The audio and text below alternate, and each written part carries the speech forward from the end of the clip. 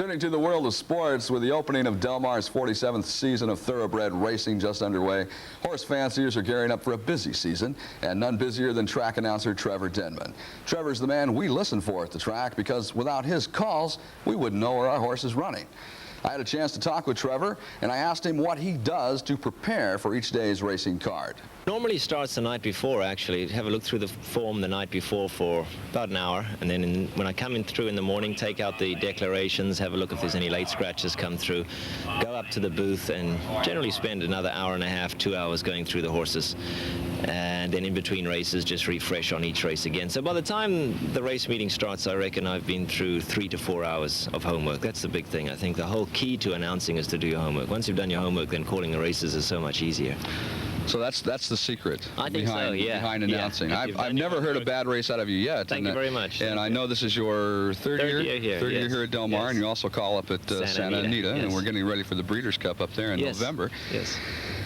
Do you have an idea from the speed ratings how the horse is going to run before the race is actually run? That's what I try to do. I try to work out not how the race is going to be run, because that would make it sound like I'm trying to predict what's going to happen, and that I definitely do not want to do, because then you get yourself in a situation where things don't turn out the way you expected them to, and then you start panicking.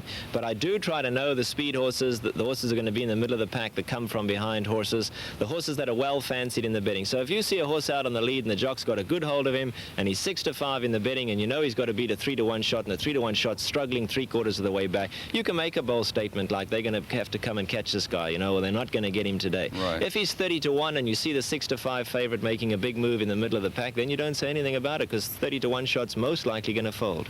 So those are factors that you have to know. It's like putting a jigsaw puzzle together, I think. How much ahead of time before each race do you go through your numbers, and I mean, do you try to memorize who the horse is running by the number? Yeah, no, we can't work on numbers because you can't see the numbers. You can only see the numbers of the horse at the rail. It's strictly on colors, nose bands, jockey style. I'd say predominantly it's on colors though. And we only see the horses when they come out on the track, so you've got about 12 minutes from the time they actually walk onto the racetrack till the time the gates open. So that's a reasonably long time to get to know the horses. And if you really concentrate, you could get them down in 3 or 4 minutes, a field of 8 or 10 runners. And again, it's a matter of you've got hard races like 2-year-olds that have never run before, then it's more difficult. Then it takes more of your concentration, and I try to put a little more effort into those. The older horses, the allowance horses, and the stakes horses, they come pretty easy. Once you've called a horse, I think twice, you've got him upstairs, and it comes very easily after that. Of course, claiming horses are a little different because they can change ownership so often. You know, right. you see them one day, the next time they're running in different colors. And you know, DelMar has gotten so big now, the days of it being the Cinderella track are over. DelMar is big. I mean, we're seeing exactly the same horses, exactly the same jockeys.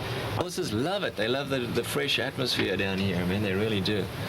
So it's to say, they know they're the same as human beings. They come down here, they know it's different. The air is different. The whole attitude is different. The horses love it. I think they thrive down here. Trevor's been at DelMar for the past 3 years, and judging by the public's reaction, should be around for many years to come. In football, Herschel Walker's next long run may be all the way to Dallas.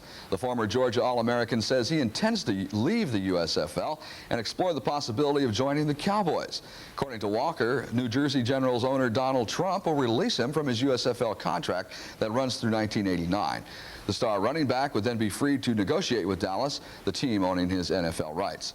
If the move to Dallas comes about, Walker's running mate would be Tony Dorsett, giving the Cowboys one of the most dynamic backfields in the NFL.